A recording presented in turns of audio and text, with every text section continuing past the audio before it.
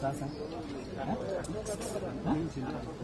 so nipo nini weka hiyo ama ngoja sema tupige kati tena. Huyu jamaa anapenda ngoja apige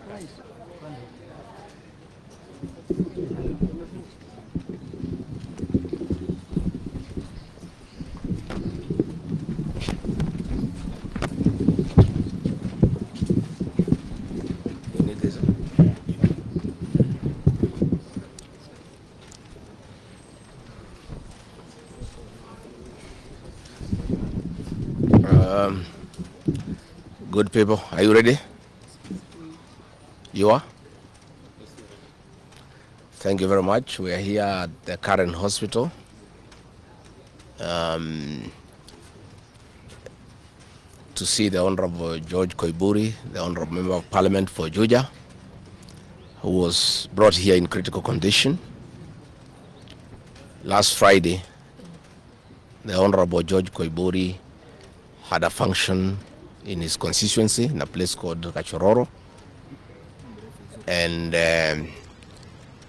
he had a serious engagement with his constituents. In fact, I had the opportunity to address those people through the phone. And after he left the ceremony, he was accosted by officers from the DCI who chased him, and he was able to escape using a motorbike with the help of the local constituents.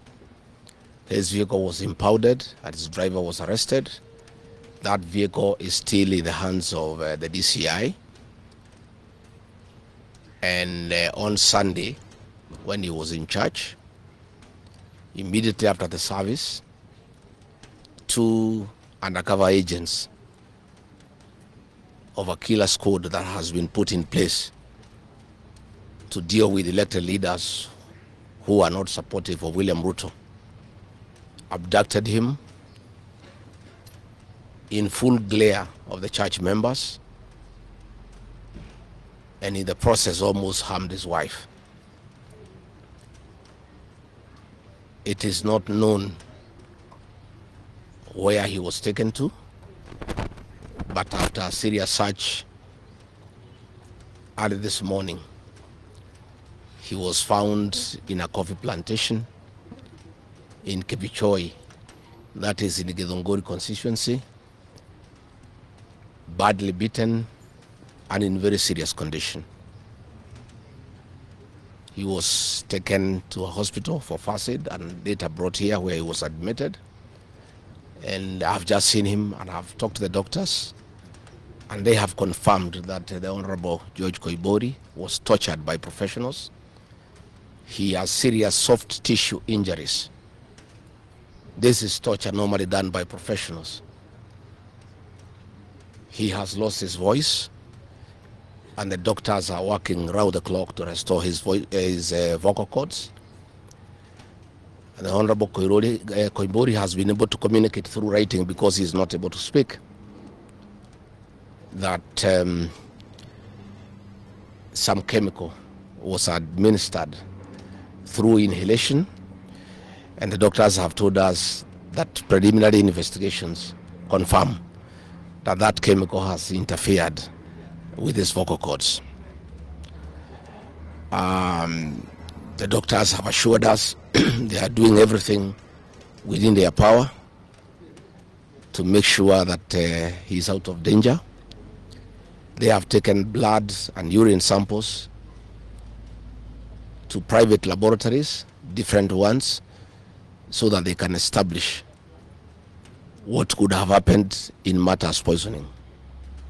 You remember last weekend I said that a special squad had been set aside and now we have confirmation that President William Ruto, CS for Interior Kipchumba Murkomen, and the Deputy Inspector General, Mr. Eliud Langat, all from the Kalenjin community, have put up a squad to deal with leaders who are opposed to this regime.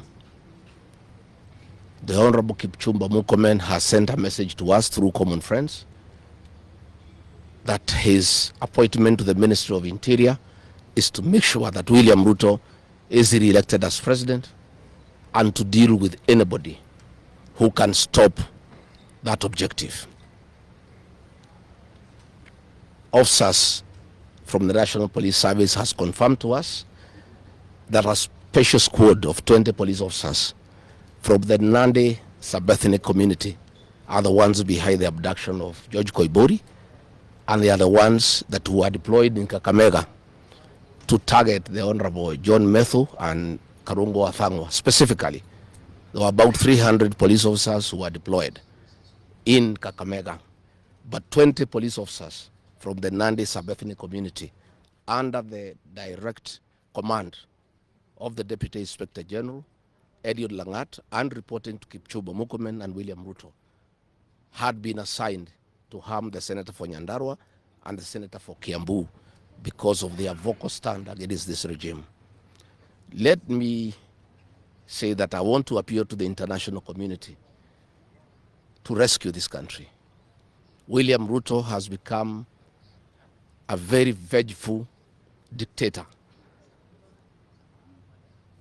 and his activities are similar to the one by Dr. Dada and Mobutu Sese Seko.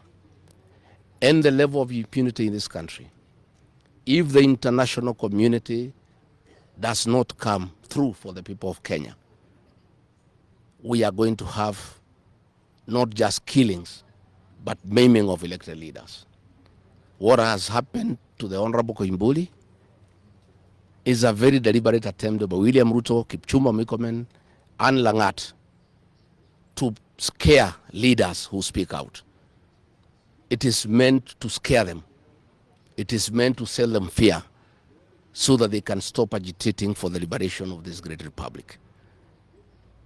And I want to say that William Ruto must know it is these leaders, it is not these leaders who are against his rule. It is the people of Kenya. These leaders are simply articulating what the people of Kenya are saying. And even if he targets these leaders to kill them, to maim them, he cannot do the same to each and every Kenyan. And I want to tell him to stop spreading the narrative that the rebellion against him is coming from the people of Mount Kenya region. This rebellion is across the country, from Western Kenya, Coast Province, Northeastern, Nyanza, including his native North Rift and South Rift. Members of the Kalenjin community are also up in arms because of the misuse of public resources, mismanagement of the economy, and the fact that there is no work going on in this country. So let me appeal to the international community to take a great interest in what is happening in Kenya. And we have seen what is happening in the neighboring countries, in Tanzania, the suppression of civil society, and all those things are stemming from here in Kenya. William Ruto has become intolerant. He cannot take criticism. And the reality of one term is slowly sinking into him, that has sent him into serious desperation, that he has now formed a killer squad of his sub-ethnic community of the Nandi to deal with leaders. Let me ask the people of Kenya to be calm. I want to ask the supporters of the Honorable Koimburi to stay calm. We'll do everything possible to make sure that we are more careful in the face of the repression that is going on. You are aware that members of parliament opposed to this regime, their bodyguards have been disarmed so that they stop going for meetings and feel vulnerable. But it is very clear why they have been disarmed is to allow members of that gang that has been formed by the president to abduct them and to threaten them. And if anything happens to these members of parliament, to any leader in this country opposed to William Ruto, the president will be held to account. And let me tell William Ruto, people of Kenya cannot elect you by force. They elected you on their own free will. You are a popular leader 3 years ago, and you messed yourself up through bad governance, one-man rule, theft of public resources, wanton corruption, and tribalism. You cannot blame any of us here for the situation you find yourself in. The one-term movement is unstoppable, and there is nothing the president can do.